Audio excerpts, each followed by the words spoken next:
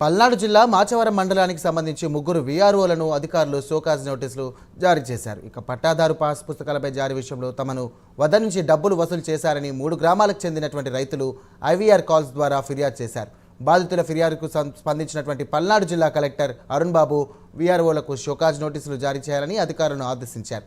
Collector ఆదేశానుసారం మల్లవోలు, పిట్లుట్ల, ఇక తురకపాలెం గ్రామాలకు చెందినటువంటి వీఆర్ఓలు ఏసుదాసం, లోకేష్, జానీ బాషాకు గురజాల ఆర్టీఓ మురళీకృష్ణ షోకాజ్ నోటీసులను జారీ చేశారు.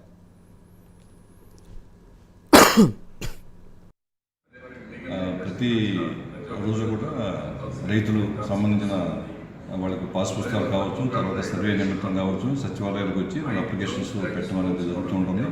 దాంట్లో ఆ సచివాలయంలో పెట్టిన తర్వాత అది రెవెన్యూ సంబంధించింది అయితే వీఆర్ఓ తీసుకుంటారు. వీఆర్ఓ తీసుకుని దానికి ప్రాసెస్ చేస్తారు. వాళ్ళు ఏదైనా పాస్ పుస్తకాల విషయం కావచ్చు, లేకపోతే అడంగల కరెక్షన్స్ కావచ్చు, అట్లాగే ఏదైనా సర్వే సంబంధించింది అయితే సర్వే తీసుకుంటారు. సంబంధించిన కాగితాలని ఎఫ్ఐఆర్ పిటిషన్ కానీ, సర్వే సబ్ డివిజన్ సంబంధించినవి కానీ తీసుకున్న తర్వాత వాళ్ళు నెక్స్ట్ లెవెల్కి ప్రాసెస్ చేయాలి. యాక్చువల్గా జరుగుతూ ఉంది అలాగే.